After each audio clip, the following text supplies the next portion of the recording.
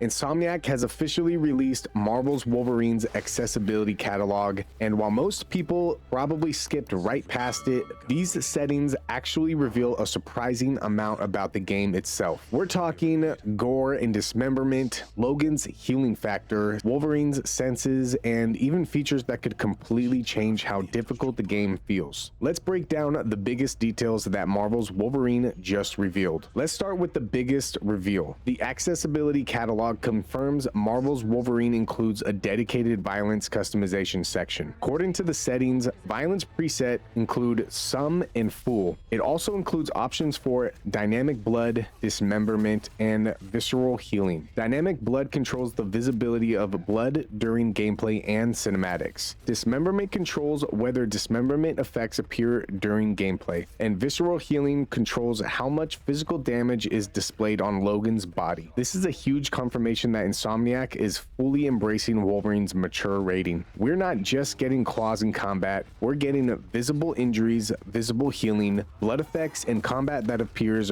far more brutal than anything we've seen from Insomniac before. The next thing that stands out is how much emphasis Marvel's Wolverine places on presentation. The catalog includes settings for film grain, chromatic aberration, depth of field, motion blur, camera shake, camera rotation effects, and full screen effects. These may seem minor, but they tell us a lot. They are heavily invested in the cinematic presentation. Marvel's Wolverine appears to be designed as a highly cinematic experience where players can embrace those effects or remove them entirely. It's another sign that Insomniac is aiming for a much more mature and immersive tone. Now let's talk about combat. Several settings immediately jump out. The game includes dodge and parry input timing, enemy health options, enemy damage options, lock-on settings, combat game speed, combat camera rotation assists, and melee mode customization. One of the most interesting settings is dodge and parry input timing. The catalog states that players can adjust the amount of time available to successfully dodge and parry enemy attacks. That suggests timing-based defense combat plays a major role in Marvel's Wolverine. This doesn't sound like mindless button mashing. It sounds like the game wants players reading enemy attacks, reacting correctly, and mastering combat systems. The ability to slow combat speed down to 70%, 50%, or even 30% is also a huge accessibility feature that could help players learn encounters and perfect timing. One of the more interesting discoveries involves Wolverine's senses. The catalog includes senses color customization, senses threat color customization, enemy threat color customization, parry threat color customization, dodge threat color customization, and stealth awareness settings. Stealth awareness specifically adjusts how quickly enemies detect Logan while sneaking. This confirms stealth isn't just a minor side mechanic, it's a fully supported gameplay system. Combined with the various senses settings, it looks like Wolverine's heightened senses may play a major role in exploration, tracking enemies, combat awareness, and stealth gameplay. That could end up being one of the more unique systems in the entire game. Traversal also appears to be more advanced than many people expected. We are getting traversal assist, navigation assist, navigation trail customization, mission waypoint options, and chase assists. Traversal assist specifically mentions climbing, jumping, and moving between traversal elements. That wording is interesting because it suggests traversal isn't simply holding forward and running. Marvel's Wolverine appears to include environmental movement systems significant enough to receive dedicated accessibility support, which we get a little preview of this in the gameplay trailer itself. Now let's talk about some of the features that a lot of players are going to appreciate. The catalog confirms QTE autocomplete, skip puzzles, enable reminders, replay cinematic, recent settings menu, and tutorial frequency options. QTE autocomplete allows QuickTime events to advance automatically without button presses. Skip puzzle lets players bypass puzzle sections entirely. Replay cinematic allows players to replay story scenes without restarting the game. These aren't flashy features, but they make the overall experience more accessible and player friendly, which I might be using the QTE autocomplete and maybe even the puzzle complete because I just thought that that kind of slowed down the gameplay in Spider-Man, but we'll see. Let me know if you're going to use any of these quality of life features in the comment section. Okay, the audio section might actually be one of the most detailed parts of the entire catalog. Marvel's Wolverine includes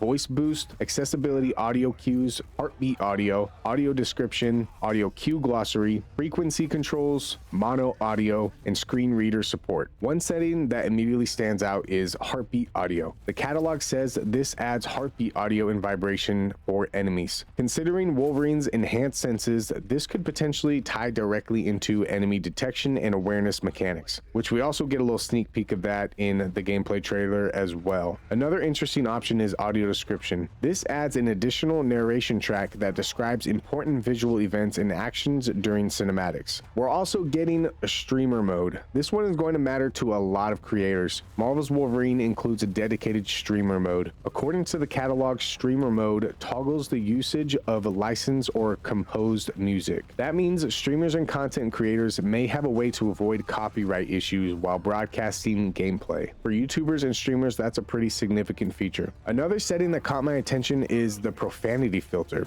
Toggles whether profane words are audibly replaced by silence and visually replaced with asterisks. Now, obviously, Wolverine fans expect strong language from Logan, but the fact that Insomniac included a dedicated profanity filter means players will be able to customize that experience if they choose. The catalog also confirms a massive number of visibility features. There are options for enemy shaders, ally shaders, NPC shaders, collectible shaders, story critical item shaders, combat interaction shaders, and high contrast outlines. What's interesting is that these aren't simple colorblind settings. Players can actually highlight enemies, collectibles, important story objects, and interactable elements throughout the world. Finally, we have controller customization. Marvel's Wolverine includes full controller remapping, adaptive trigger support, cinematic vibrations, footstep vibrations, controller speaker modes, and shortcut mappings. Players can even assign shortcuts directly to the D-pad for quick access to certain features. That's an impressive level of controller customization.